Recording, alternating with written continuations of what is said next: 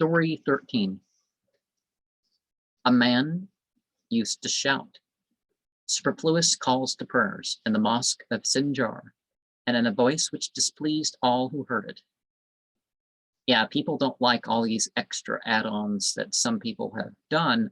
And these are rare instances. Rashid Khalifa and his, some of the stuff he mentions, these were just things thrown off in a poem, or these were just something that some dude did once, and it's like, why in the world do you add all that extra stuff to it?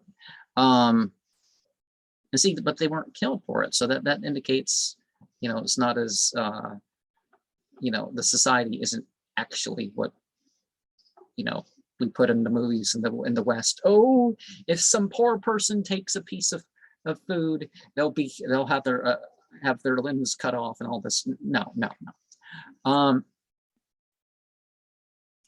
The owner of the mosque, well, that's not the right way to think about it, who was a just and virtuous emir, not desirous to give him pain, said, "My good fellow, in this mosque there are old muezzin, to each whom I pay 5 dinars monthly, but to thee I shall give 10 if thou wilt go to another place."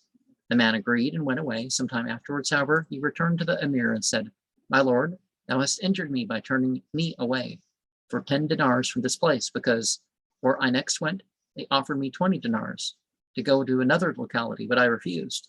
The emir smiled and said, "By no means accept them, because we'll give thee even 50 dinars. No one can scrape the mud from gravel with an axe, as thy discordant shouting scrapes the heart." Now, the call to prayer and other stuff like this is supposed to be something that a person finds more valuable than what a person could pay for it. Don't get paid to pray. Don't get paid to make some ritual incantation.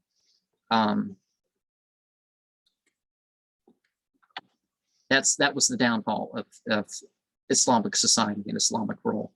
That's why we have no caliphate, because this sort of stuff crept in.